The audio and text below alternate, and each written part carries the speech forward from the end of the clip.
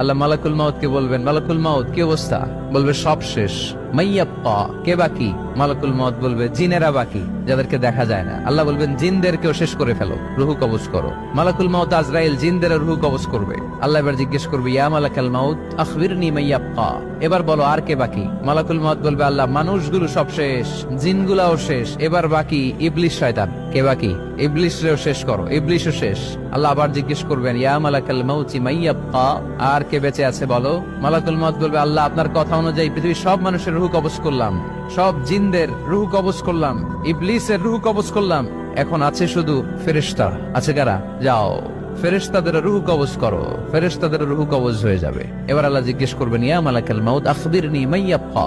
মালাকুল মাউত বলবে, আল্লাহ আপনার কথা মতো ধরে ধরে সব শেষ, ফেরেশতাও শেষ, 4 জন ছাড়া। কয়জন ছাড়া? জোরে বলেন, কয়জন ছাড়া?